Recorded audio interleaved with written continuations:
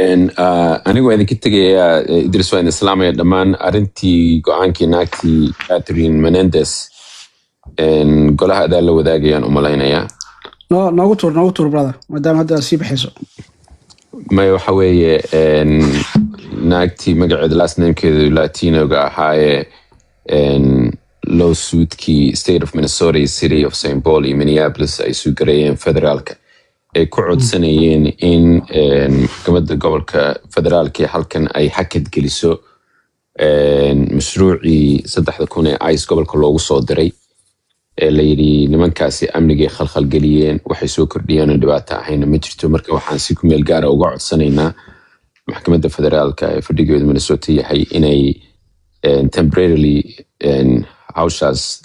operation metro charge ay joojiso.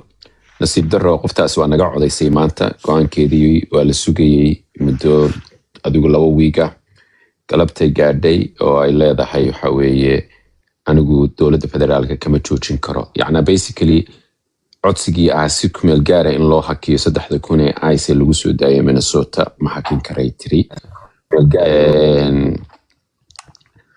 xeer ilaaliyaha gobolka Minnesota Keith Ellison iyo mayorka City of Minneapolis waxay yiraahdeen go'aankaas waan ka xunnahay laakiin ma joojinayso dadaalkan ugu jirno dacwada dheer ogsoonow wadaadan waxaa laga codsaday inay hakad geliso inta yacnaa maxkamad sare ay go'aan rasmi ka gaarayso intaas baan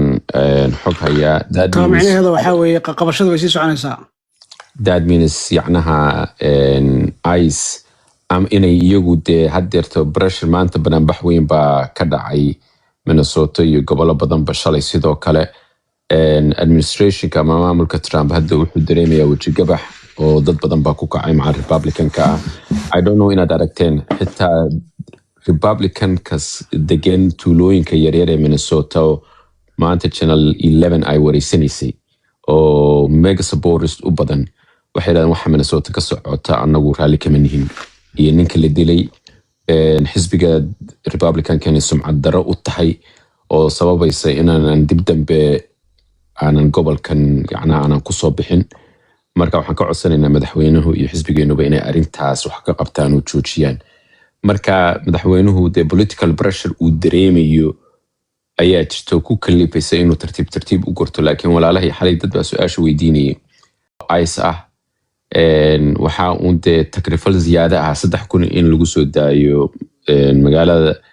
labada magaalooyin ee mataanaha iyo nawaaxigooda iyagina tartiib bay uga baxayaan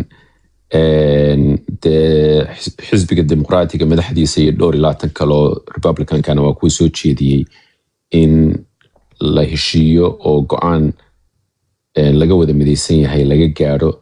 oo 4 qodob ugu mid haddii kale aanay Homeland Security miisaaniyadooda aanay ansixinaynin marka miisaaniyadda Homeland Security waxaa soo hoosgelaya TSA-da airportyada dadka baara FBI-da qolada fiime musiibooyinka dhaca sida duufaanada iyo barafyada iyo dhulgariirka iyo dababka dabiiciga ah u gurmada FBI-da xafiisyo badan oo dee dowladda ah marka dimuqraadis ku xiray miisaaniyadda departmentkaas anagu ma ansixinayna ilaa ugu yaraan cala al-aqal 5 qodob aan helno in ICE ay magaalooyinka ka baxaan in kuwooda howlfulinta wada dadka ay raadsanayaan ay warranty u wataan in howlfulintooda markay gelayaan wajigan ay daboolayaan ay faydaan inay kaamiro sida booliiska xiran yihiin iyo in waxa weeye ay ID-gooda marka sida booliiska aad tiraahdo magacaaga iyo baashkaaga ii sheeg yacnaha ay aqoonsigooda soo bandhigi karaan si wixii tacadiya ay sameeyaan loo dabageli karo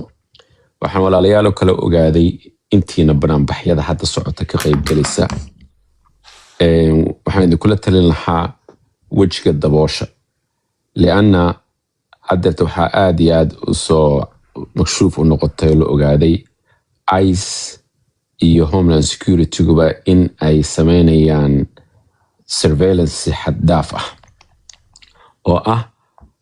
in dadkoo dhan qofka bladekiisa intay eegaan qofka dadkan wejigooda kaamira ka qaadaan xitaa dadkii banaanbaxay soo dhex galaan ay facial recognition sameeyaan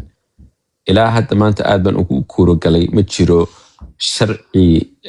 state of Minnesota April 7 2025 last year ayaa waxaa waxa weeye dejiyaasha ama House of Representatives State of Minnesota ay soo bandhigeen inay sharci darro ka dhigaan in qof law enforcement uu facial recognition isticmaalo ama biometricska isagoon qofka permission ka haysan. Ilaa hadda sharci guud oo ilaa heer federaal oo oranaya facial recognition kaaga ama biometrics kaaga lama isticmaali karo permission kaaga la'aantii ma jiro. laakiin nasiib wanaag Minnesota way sharcigaas way soo bandhigeen markuu la meel mariyo governorku saxiixo majority of waxa weeye wakiiladuna isku raacaan waa laga yaabaa markaa in la yiraahdo in state of Minnesota dadka wajiyadooda ma qaadi kartaan oo ma isticmaali kartaan biometric ahaan. laakiin ilaa hadda nimanka wax ka soo horjoogsanaya ma jiraan. maanta NBC waxa weeye waxa la oran jiray Washington Post, New York Times, Star Tribune ka meelo badan bay ku qoran tahay aad ka akhriyi kartaan insha Allah taala. taasna way idinku wargelinaya iyagu wajigooda dabooleen Soomaha idana banaanbax markaa tagayseen wajigeena daboola cadaankuna badankooda way yaqaanaan bahasho hadaad aragto iyadoo nasiib wanaag qabo xun uu jiray wajigooda badankooda daboolan ana ka baxay insha Allah kiin waxyaalo kala ku hoos jiro win waxyaalaha kala ku jiro la ahaantaydan waxa ku dhiilay dhakhtarka baar cunuga waxa ku dhacda diagnosis rabaa in I wanted maxay ina baarto. You have to know two things inuu caadi ahaan inuu u qabo just behavior wise maadaama wadan cusub keentay cuntadii bedelmatay waxa sideedaa baa sheegto kale taasna ina baarto kasii jeclaa lahay ani on my own experience-gayga oo dhakhtarka marka u geyso wixii dhan marka wada sheegto inuu dhakhtarka psychology-ga oo kugu diro inuu yahay just wax oo ku dhashay iyo ku dhalanin mi fahamtay صح لكن أبا horta farxiyo waxay tiri hala sameeyo maxay tiri diet ilmaha waxa lagu sameeyo ma aqaan yani sidee cuntada oo kaleeto sidee looga ilaalin karaa marka ilmaha horta cunuga wax way jiraan oo hadda dhakhtarkii hadaa geey xitaa cunuga waxa la dhahay ma ku badano laakiin wuu jiraa la dhahay because cunugii waa arkay waxyaalaha uu suubinayo iska cararayo dariishada ka boodaayo aan ifiirinin laakiin alxamdulillah markaan dad badan la kaashtay sidii hore hadda wuu ii dhaamaa awal ma hadli jirinin marka inta imaana wuu aamusaybo waxa duu rabo gacanta isoo qabanaa jikada uu keena waxa uu rabo gacanta ku fiiqa bas laakiin hadda inuu wax weydiiyo wuu isku dayaa wuu weydiina wuu hadlaa hadda oo maaragtay wuxuu isku dayaa wax kasta inuu weydiisto marka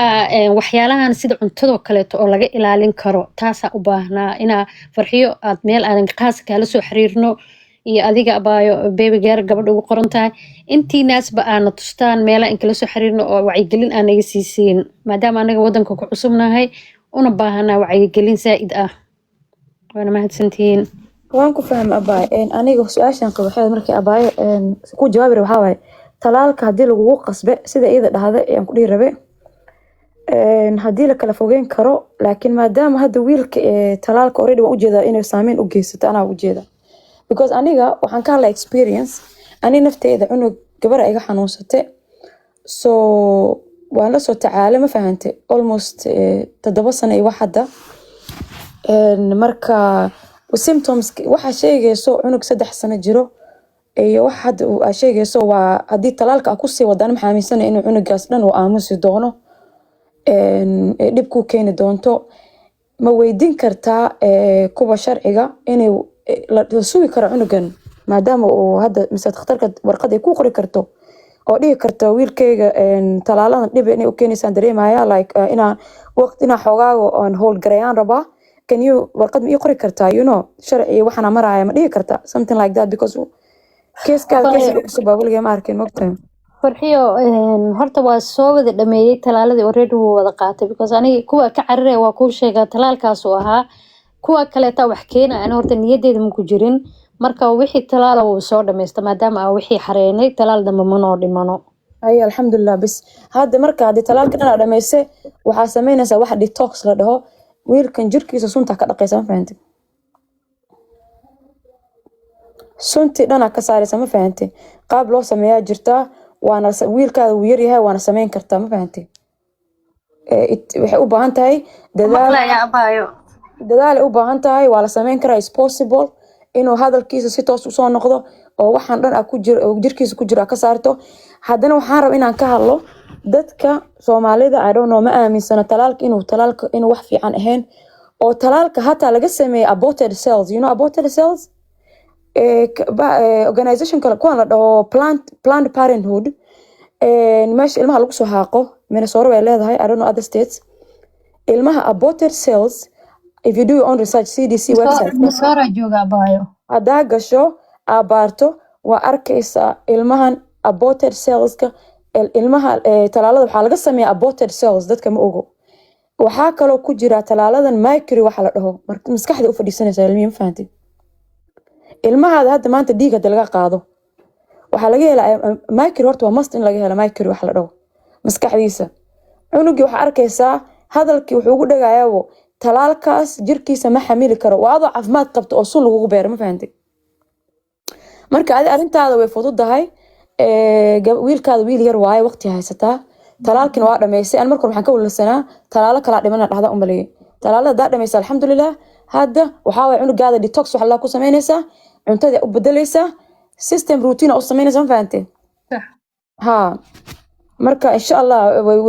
ku toosaa ma fahantay insha Allah abayo waxaan jeclaan lahaa inaan siisin maadaama meeshan meel oo topicaas aan looga hadlin ay tahay inaan meel adi aan kala soo xiriirno oo qaasatan waliba aniga aan helo ayaan ka codsanay Idris iyo adigaba insha Allah abayo hadda bilawgi waaye maanta barnaamijka maanta ma aragtay bilawna marka waan kula soo socodsiinayna abayo ma fahantay insha Allah اسمع بنتي ساعة ايوه وعليكم السلام ورحمة الله وبركاته سو دوابا فرحية أباي واق سلامي يا إدريس يا كل جين مركا برنامج كهذا waa muhiim marka waa lagu badan yahay caruurteena way ka buuxdaa boqolkiiba maxaan ku dhahaa waxaan dhihi karaa boqolkiiba 10 baan dhihi karaa ilmaheena way xanuunkaas way haystaan waxaana keenayo waxyaabo badan baa keenaya talaalka ugu horeeyo MMR-ka balaayadan kan jadeecada kan kale oo 24 hours lagu duraayo oo markuu dhasho ilaa hadda saas loogu daldalaayo wiilashana waa runtaa waa saa sheegtay ani dhaqtar ma ahi laakiin way afaagti garaysay afaagtay igu samaysay alxamdulillah waan ka dabaashay oo dadaal badan baan ka galay dadkiina cusubna anigu waan cusbaa sidaas oo kale mar baan wadankan ku cusbaa dadkan turjumaanada ah oo lacagta ku sameeyo shaqada ka dhigta turjumaanada hooyooyinka waa luqada aqoon baa la iiga faa'iideystay ilmaha markay dhasheen lagu bilaabay waxaan ogaaday MMR-ka si khalada xataa in loo siiyay markay soo weynaadeen extra inay ku dureen ilaa maalintuu saa u dhashay ilaa maalintuu ka gaarayay maxaan ku dhahaa iskuul bartamaha dhowr jeer in lagu celceliyay marka markii dambe aan wax soo fahmay luqadii fahmay magaaladii la qabsaday baan ogaaday dhibaato inay ii geysteen oo si khalada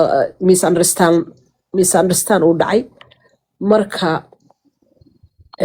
waa inaad dadaashaan waxa weeye talaalkan wax faa'iido ah oo haba yaraatee ilmaha u leeyahay male waa obeekeyga wax faa'iido ah oo sharci in lagu qaadanayo waa gooni oo khasab lagaaga dhigo oo gabar intuu kaa rabo taas waa boosti waa ku qasbataa taasoo kale laakiin ilmihiina waa diidi kartaan religion way baa u diidi kartaan freedomka beenta marada huwantaad ku diidi kardhaan ma rabaad dhihi kartaa cid kaa jiidanaysa male kaana xoogaysa haddaad diidto waa dadka iga dambeeya ani kolley way itaabatay alxamdulilah ilaahayna waa iga bixiyey marka